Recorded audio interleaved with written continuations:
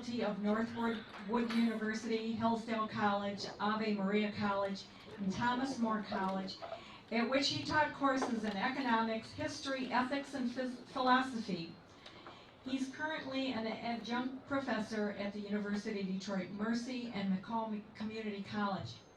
He received his degrees in philosophy and economics and a Master's of Arts degree in economics and religious studies from the University of Detroit. His articles have appeared in the Detroit News, the Intercollegiate Review, and the University of Bookmen. He's the author of Our Economic Crisis, Sources and Solution. His latest book, It Didn't Have to Be This Way, How the Principles of Austrian Economics Lead to Peace and Prosperity, was published by ISI Books in 2012. So I guess you could say he knows a little bit about economics and the driving forces behind inflation. Here tonight to give us his perspective on Bidenflation, what's causing it, and if it will ever end, please give a warm welcome to Professor Veryser.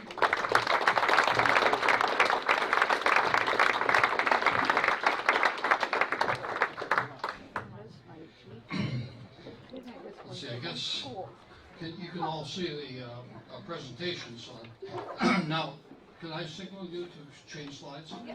Do you Okay, want so I'll a just clicker? go like this. Do Pardon? you want a clicker? Yes, that'd help.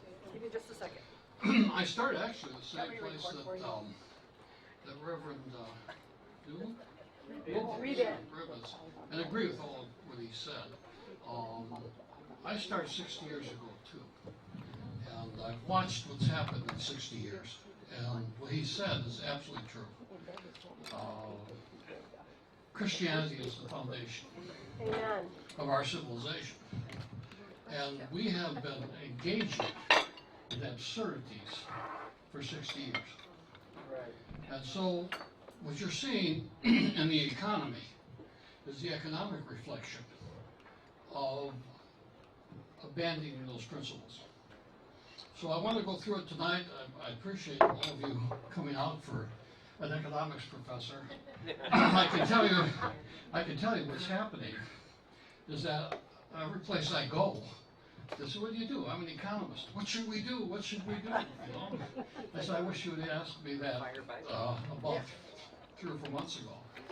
Okay, because the signals were there. Anybody who knew Austrian economics knew to get out. And unfortunately, we don't teach Austrian economics. We teach other absurdities in economics. And believe me, most of the economics that are taught are absurdities. Absolutely absurdities. So tonight I want to go through the storm that's building and the storm we're heading into. And ladies and gentlemen, don't think that this is not, or maybe I shouldn't use a double negative, this is a serious move. Okay, market was down almost 1,000 points today. This has been building for a long time. And let's go through it, what I've seen. Be glad to answer any questions. I can't tell you what stocks to buy because I'm not licensed to do that. Okay. There are 3 economic principles I want you to sort of memorize to understand what's going on. Okay. The first economic principle is the value of money. And we'll talk about what constitutes the value of money. Can you folks in that corner see everything? No. Okay. No, but it's not, we can hear you. You can hear me, okay. Okay, the second one is the Kantian effect. And the third one is the principle of regressivity. So we'll go through each one and I'm going to show you how they apply to what's happened. Let's go through the value of money first. Okay, one of my mentors, Ludwig Mises, in his book, The Theory of Money and Credit, talked about the value of money being set by 2 things, 2 factors. Okay? One was the change from the cash side. In other words, if you increase the money supply, or decrease the money supply, which both have happened, it's going to have an effect on prices.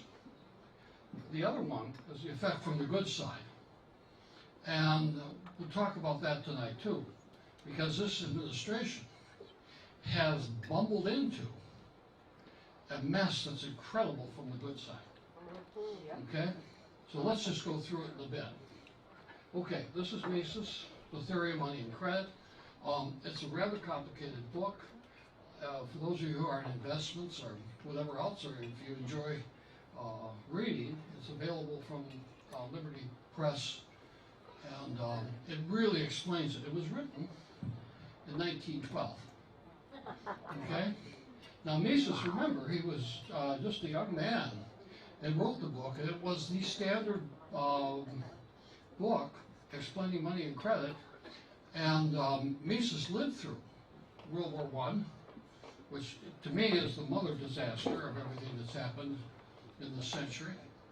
And graduated sometime before that with his doctorate, University of Vienna, and then fled the Nazis.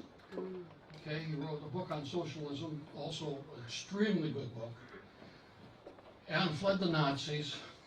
He saw it coming, and he got together some of his friends who were teaching at Vienna and said, listen fellas, you better get out of here because this Adolf guy is serious.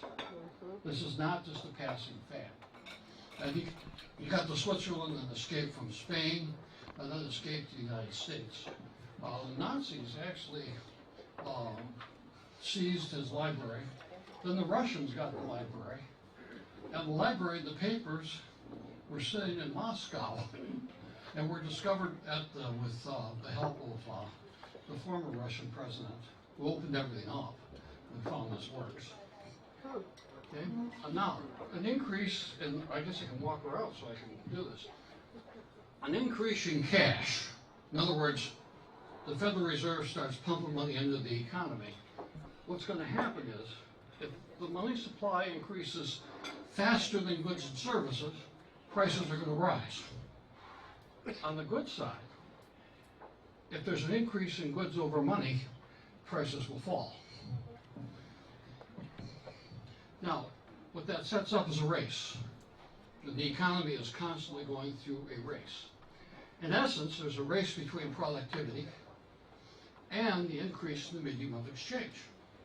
So what's happening is the purchasing power is the inverse of prices. Now, what do I mean by the inverse? The lower, well, you all know. How much more income would you have if gas went back to $1.89 a gallon? Right? How much income have you lost? Right? So when we say the higher the prices, the lower the income. The lower the prices, the higher the income. In the normal economy, the principles of under a gold standard, we'll talk about that, the principles of the economy would have prices going down year by year, and all of you would be getting a 3 or 4%, maybe 2% increase in your standard of living. Now you might say, that's, how much is that? Well, you divide it into 70, 35 years. In 35 years, you double your income. I don't think you're going to do it in this 35 years or before. Okay? Now, it can be, productivity can be lowered by government intervention. Now, this is what the Biden administration has done.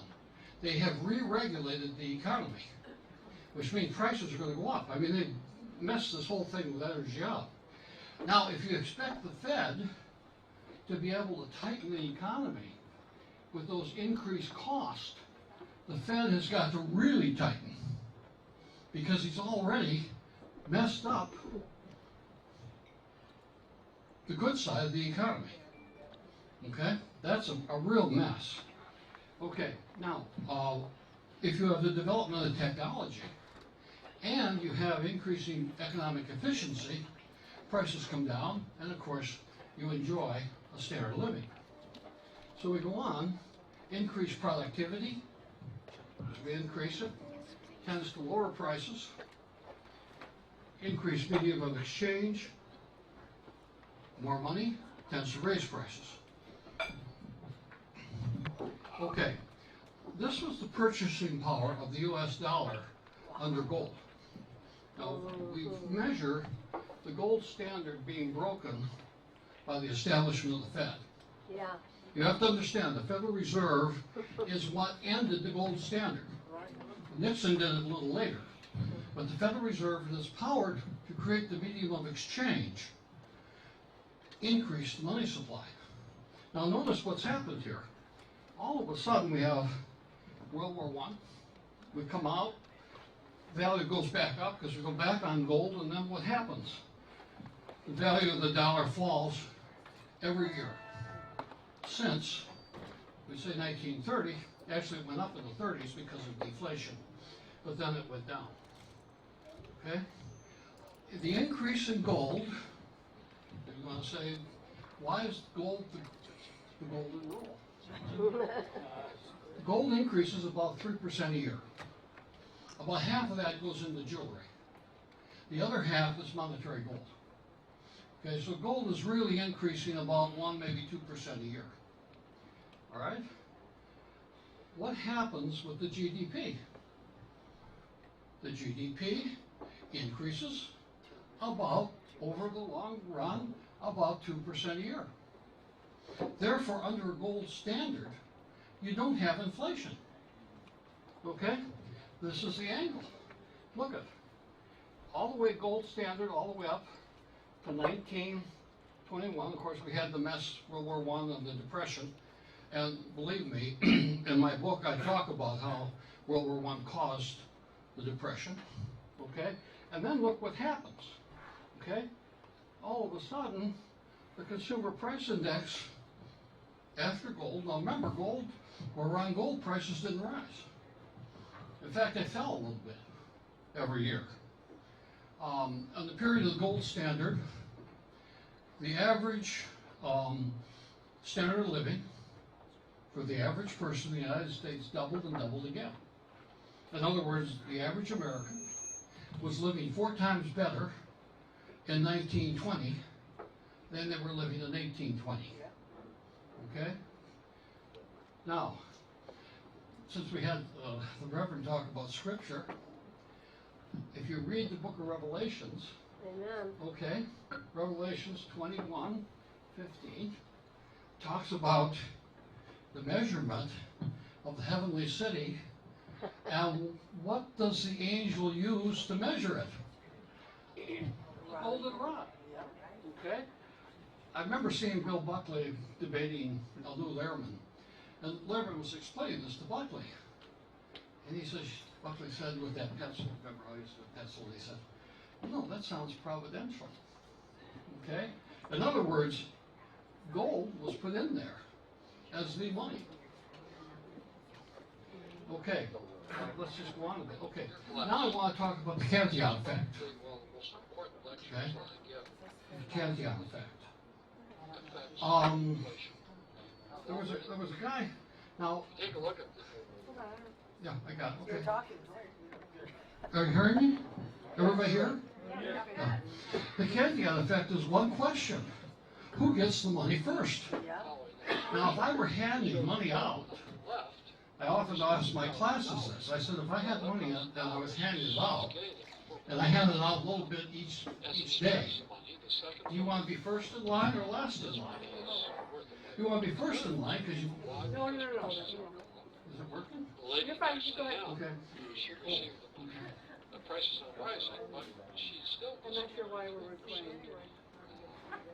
increase in her living or spending. Somebody, How in the middle is neutral? you ready? Okay. Got it? Tell him Well, hearing. why do you want to be first in line?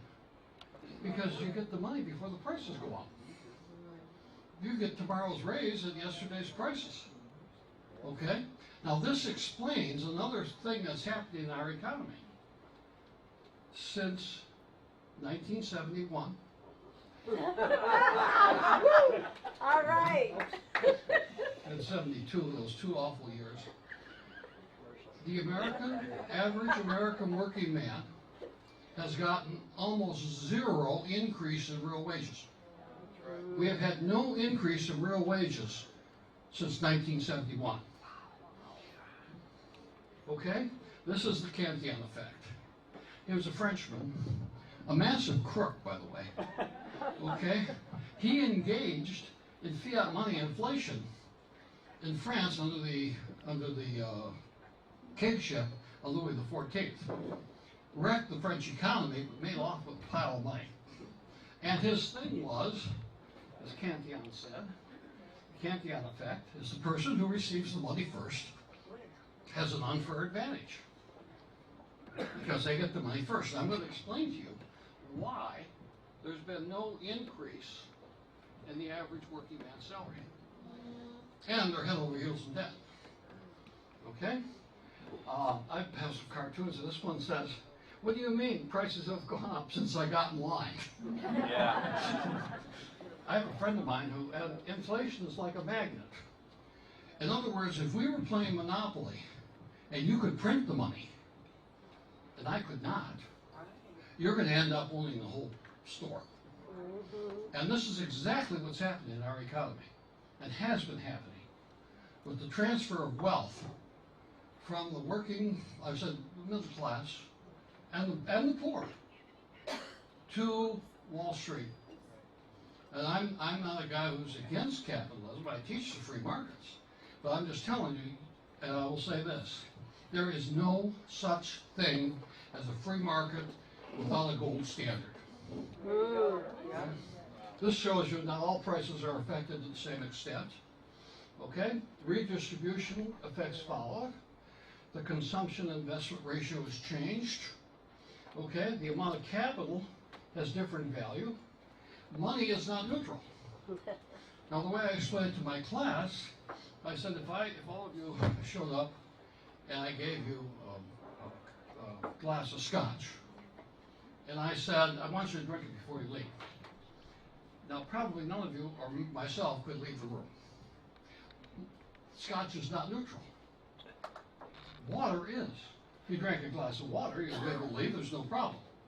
But scotch is not. And temporarily. However, permanently, there are certain drugs you can take will absolutely change your bodily makeup. Yes. It's like inflation is the drugs that you take. Okay? Now, the second one is the law of regression. This is most important because I hear all this, how all these liberals love poor people. All right? What regression says is that the lower you are on the income scale, the more you're affected. Now think of it. What's happening to the poor people on minimum wage that have to drive 50 miles to work? They have gotten an increase in their taxes. Economists are estimating that this whole thing, the Biden administration, is costing us about $500 a year. And several economic institutions, 485 or something, but it's some change. Now, for some of you, if you're trillionaires, what does it matter? Right. I said, if you're Bill Gates, gasoline is a very small part of your thing. You lose more money in your sofa at night than you do at the gas station. But what happens to the poor people? And there's a lot of poverty, and has been. What happens to them? They are really affected.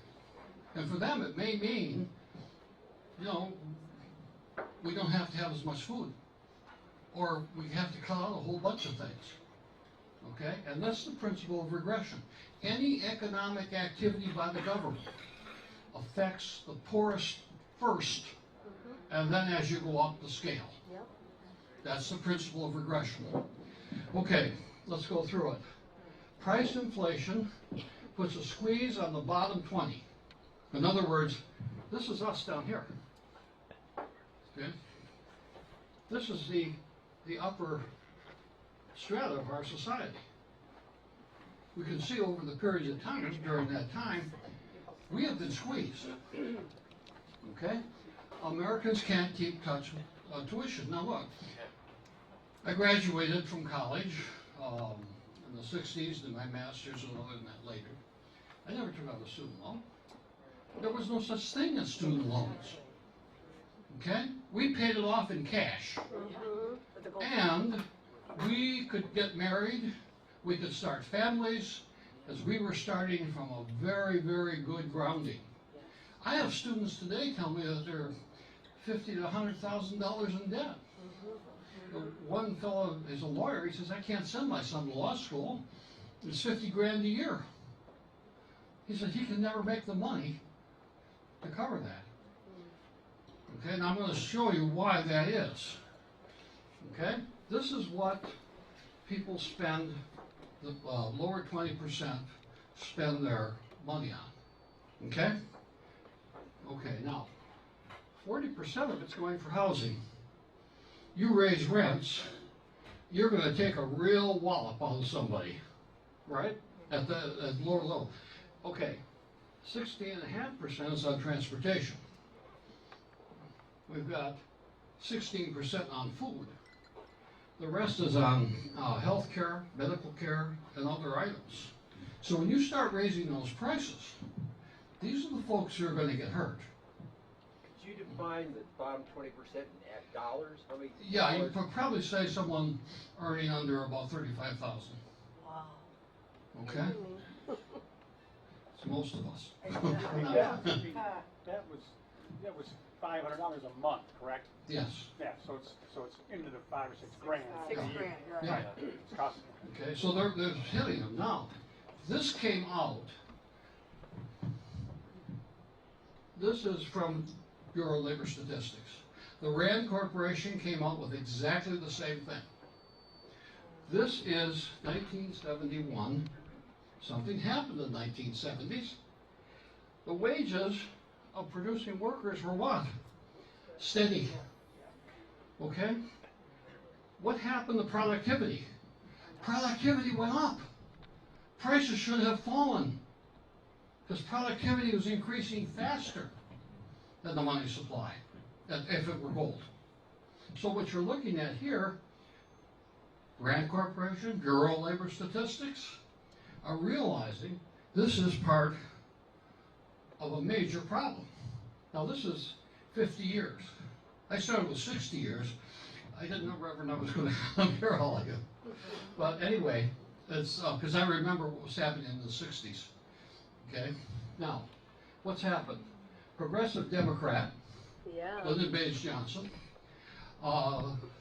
destroyed the silver dollar. Mhm. I tell all my students, as you know, when I was in college, I would pay for things with silver dollars and silver quarters and silver dimes. Johnson ended that in order to pay for one of those wars. Now, I have to warn you that there's no economist of any value that has anything good to say about war. Now, I know, and I'm on record, in 1971, I was teaching at an all-girls school, economics, and I said to a friend of mine, let's call a press conference and blast Nixon. We did. We said, there's going to be inflation, this is going to happen, that's going to happen. Right? In 1990, I wrote against the wars. Okay, because I know what it can do. I mean, any economist of any brains at all, even Keynes, understood the danger and the unintended consequences of what that caused. Part of it was that. Then you had Johnson sign sunset provisions, and he signed a law suspending the 25% gold backing for the dollar. Because what happened was, in law, by the way, part of this law was signed by George Washington, and it was a pretty stiff penalty for messing with the currency. And there was a 25% for every dollar they printed, they had to have a 25% gold reserve. He suspended that to pay for Vietnam. Ah. Okay? There it is, establishment Republican. I think you call these guys rhinos. Believe me, you study the history of those 70 years. Other than Ronald Reagan and Donald Trump, Mhm. the rhinos Yeah. have wrecked things. Yep. That's right. Okay? George Brown, we were talking about the governor.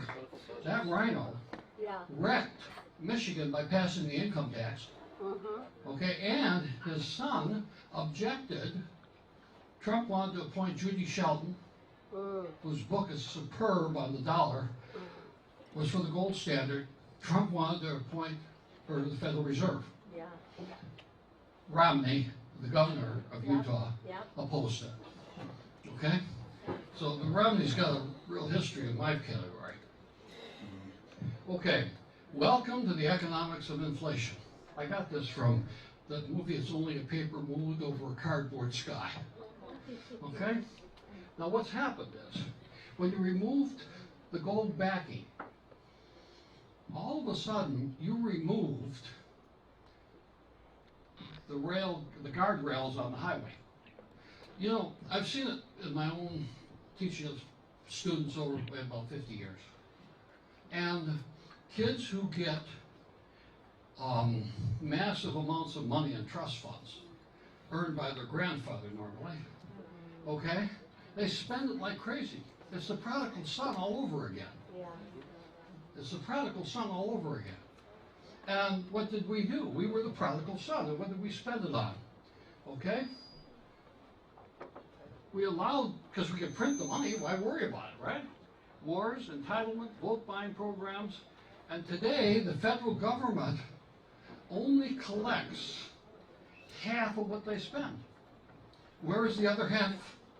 They're printing it. Mm-hmm. Okay? They've allowed this thing to absolutely go off the rails. Now, if you take a look at the history of Rome, history of Turkey, history of France, history of Spain, and I could give a lecture on the history of inflation with all of that. There are several things that wreck them. War. Every one of them. Ruin their economy in war. Building of bureaucracies. Okay? All kinds of government spending programs. This is not something new, folks. I think, what is it? Latin, noli, novi, sub soli. Nothing new under the sun. And we're in the same thing right now. Okay? This is Wright Patman. He was a good Democrat, and he objected. And he said, the dollar represents is a big nothing. Okay? The Federal Reserve banks create money out of thin air. Okay? To buy government bonds, and has created out of nothing a debt on which the American people are necessary to pay interest. Okay, there's the decline of the dollar as purchasing power in terms of the gold. Okay, now who bears the cost? Well, number one is we had to have dual income. Yeah. In other words, I was arguing with my brother-in-law, and he's a big Democrat. And I said, you know, Paul, your labor union, I'm a big labor guy, okay? I said, you know, your labor union was much better off under the gold standard. He said, what do you mean? I said, did Aunt Alice work? Did my mother work? Did your mom work? Okay, Aunt Virginia work? Aunt Irene work? No. All of my students tell me that they have to have dual incomes to support a family. That's right. Now what's happened is, here's what's happened. As we've inflated the currency, households have to give up two wage earners.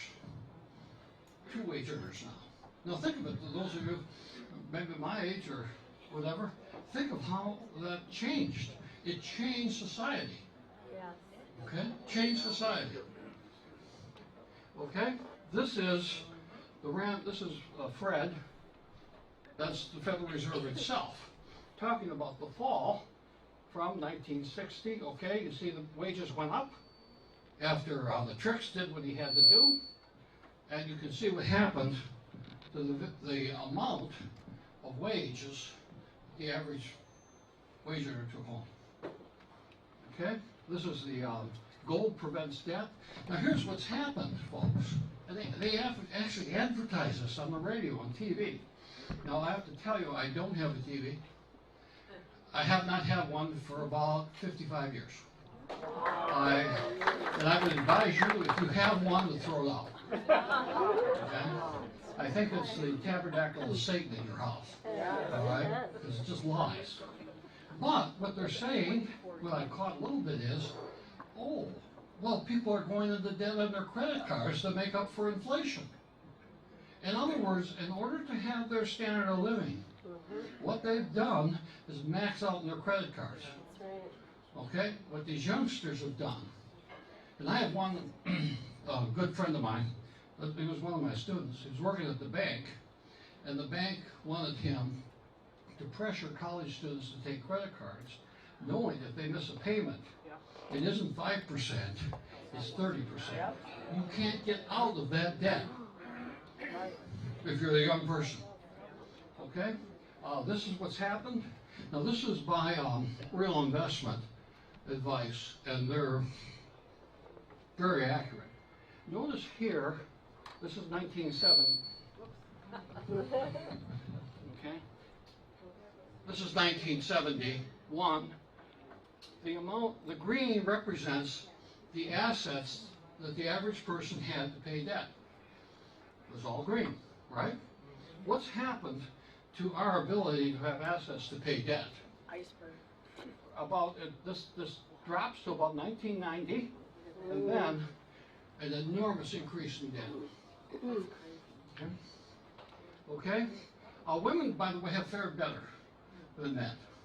If you can take a look at what's happened, this is the GDP per capita and median male income. Women have kept up a little bit better. So gals, you can pat yourselves on the back. But you didn't gain anything. But you didn't lose as much. Okay? Johnson. Comment on why that is? Why is it that? Because what's happened is that a lot of companies now are hiring gals, and we're hiring that because at some point, they had affirmative action and a lot of that come in. Now, it did take the woman out of the house, and of course, but when they came in, they were earning a little bit more. I mean, in other words, they weren't at one time not earning as much as their husbands, but their percentage increased. Okay, this is Dixon. Johnson ends the gold and silver backing. Nixon closes the gold window. Okay, now, with the suspension of the gold standard, we used to, up until 1971, 72, give me some change, we exported in merchandise, not balance of payments. In merchandise, we exported more than we imported. In other words, up until that time, we sent more stuff out of the country than stuff came in.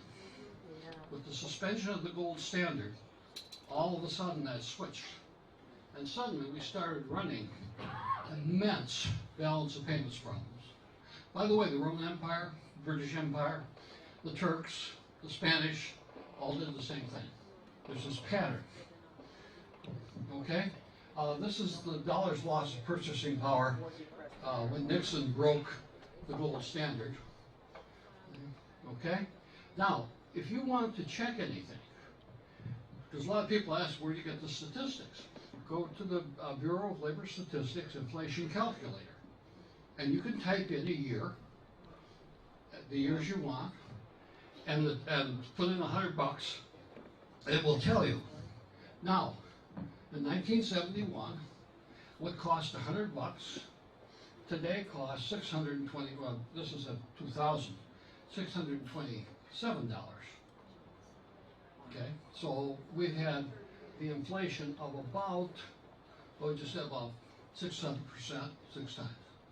Henry VIII tried this. He and his daughter had an inflation rate of 500%. Impoverished England. Okay. Now, who benefits? Let's look at this. Okay. The Cantillon effect. Who benefited? Is it working there? Okay. Inflation is like a huge vortex, pulling resources from one part of the economy to the source of money and credit. Remember, monopoly game, right? Okay. Changing patterns of investment, wealth, and income. It favors those who have access to the credit first.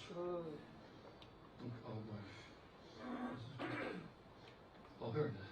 I put that on. Okay. Now, this is a dual family income. And you can see what's happened. Okay? This is the share of wealth. Notice the red line was the share of wealth of the bottom 80%, approximately, right? All of a sudden, what happens? We go down here to about 1971, and wealth starts to accumulate. Okay, now this is 2015 statistics. It's probably a lot worse than it is now. Okay, the average household income. Now the top 1%, they've gained enormous, about maybe 150% of their wealth. Notice these are the other, right down here. And here, this one shows after taxes that the people at the bottom are really hurt. Okay? Income gains were shared equally. This is up to 1975.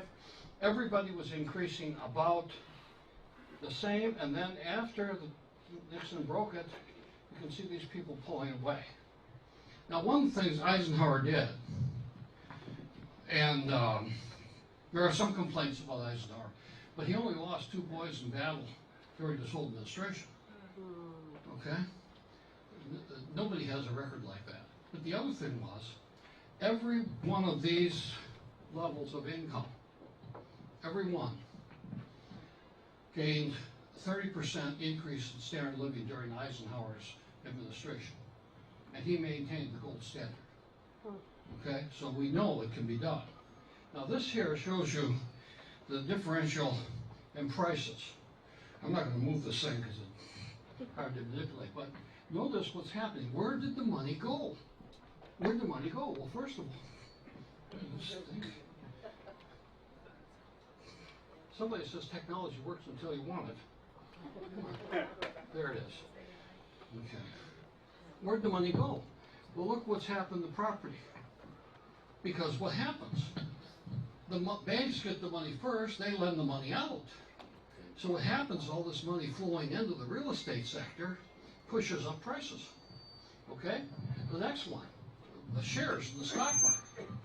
The shares in the stock market. Okay? Most of the stock market, and one of the reasons I don't know, I can't give stock advice, I'm not licensed to. But a lot of this is air. What companies have done, they can go to the Fed, get money cheap, buy back their shares, drive up the price of the stock. Pay out big bonuses. Pardon? Pay out big bonuses. Yeah, pay out big bonuses and everything else. And guess what? A lot of this stock is air. That's right. Okay? If this thing, and we lost, I have a friend of mine, we were having a talk on the phone, and he says, well, first of all, it was my doctor, that I have a little cancer removed, you know, that skin cancer. Went to the doctor, he said, what do you do? I said, I'm a columnist. You know, I lost $250,000 off of my IRA. I said, oh, okay. I said, whatever you do, you know, I told him what I thought I should do. And then another friend of mine today said, well, I had 900,000 in there, it's down to 750. It's the air coming out. You tighten that up, and the air is going to come out. Okay? If you take a look at education, why is education so darn expensive? Because of student loans. Anytime government says they're going to help somebody, you could better head for the hills because they're going to cause a mess. I'll give you an example of that. Okay? When I published my second book, I was invited to go up to Central Michigan. And at the end of the talk, a fellow comes up and says, Harry, he says, let me show you something. Because normally another economist comes up. I figured we're going to have a knockdown drag out.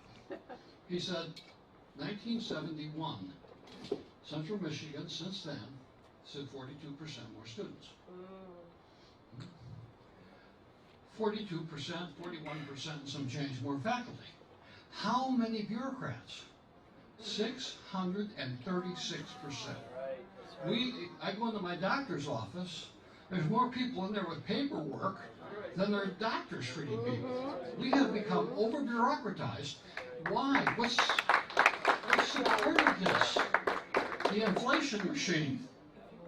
And you're paying for it. Or if somebody's paying for it. Okay? Now, take a look at the bottom is the CPI. That's the normal. So this is what's happened with the CPI. Look what's happened with everything else.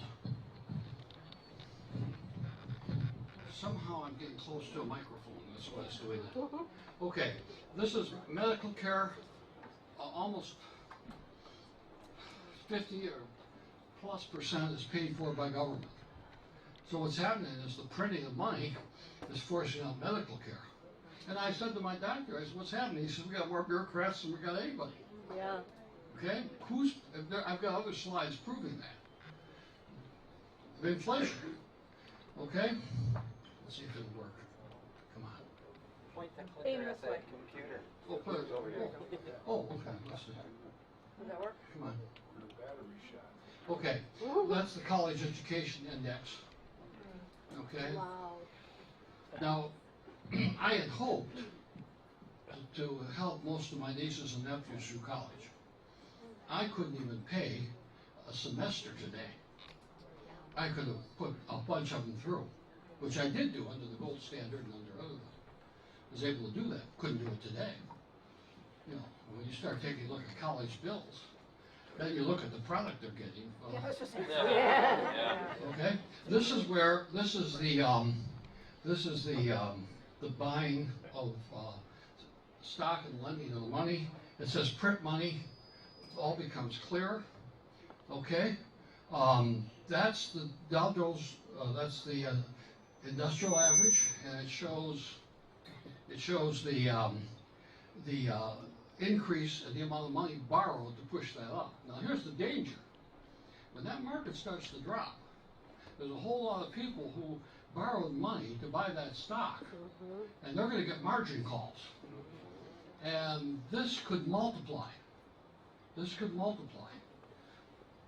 Okay, oh, no. Okay, come on. There it is. This is buybacks. Now notice who buys back the stock. Non-financial corporations. What they're doing is they're borrowing money. They're pushing up the price of their stock. They're getting all kind of bonuses and whatever else. Okay? Now, the top wealthiest people in the United States own 35% of all stocks. So when the stock market goes up, the top 30%, 35% are going to do what? They're going to make out like bandits. Okay? The next 9% own an additional 45%. So altogether, the top 10% wealthiest owned about 80% of the shares of stock. Okay, mutual funds, whatever. 90% of the population owns about 19.2. If you break that down into the minority groups, the black minority groups, you find out that they've been pushed out of the stock market entirely, practically. And they were investing, but their share is going down. Okay, where's the wealth located? Lower Manhattan. Now, a friend of mine, was one of my students, is teaching now in Indiana, and he did the research on this. He said, where are the top counties in wealth? Remember, in 1952, Detroit was the top in wealth, right? Now, take a look at what happened. Well, this thing is, hey, this is like a Mexican jumping bean. All right, come on. Come on. Okay, that's it. Okay.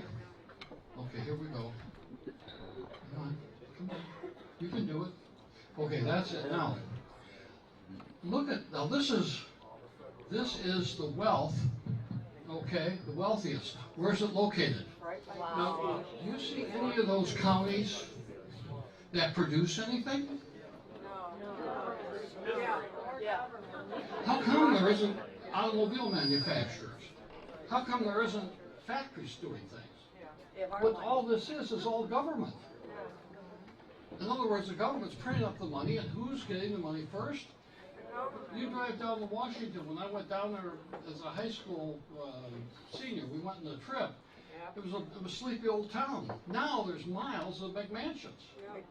Where did that come from? Me. In the printing press. Breaking out the money. Yeah. Okay. This is the debt margins of the stock market. It shows you how much they're in debt. This is the dangerous thing, folks.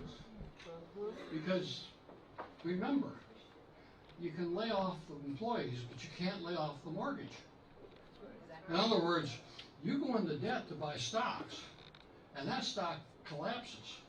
You still owe the money. Okay? This is the worry that a lot of our economists have today, is this leverage starts to reverse, we could have some major, major problems. Okay? Our economy has become increasingly financialized. In 1980, the financial industry was 6%. Today it's 50%. Okay? I mean, it's like one piece of evidence after another piece of evidence. Okay? The Fed creates credit to cover government expenditures. And that's what they're doing. You can't collect, I don't know how many of you could collect half the amount of money you spent. Right? The federal government they got taxes at one of the highest levels. And they're still spending more than they collected. Now that has to come to an end sometime. Okay? This is inflation to who benefits, cui bono. Okay? It shows you the benefit. Implications of the gold standard. I have been all over this state in all my years since 1971 preaching the gold standard. Yeah. Well, it acts as discipline. It acts as discipline. Number two, economic growth is evenly spread. Okay? Number three, governments have to balance their budget. You can't print gold. Okay? The World Division of Labor would operate on efficiency, not on manipulating currencies, which is a whole nother lecture. Okay? Economic stimulation would be linked to lowering cost and coming out with new technology, not printing money. Exchange rates between currencies would be stable.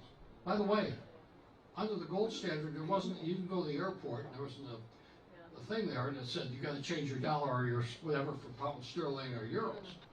It all exchanged on the same basis for 100 years until that wonderful adventure called World War I. Okay? Income would depend on productivity, not currency and financial manipulation. Okay? The downside of gold, discipline. So that ends the presentation.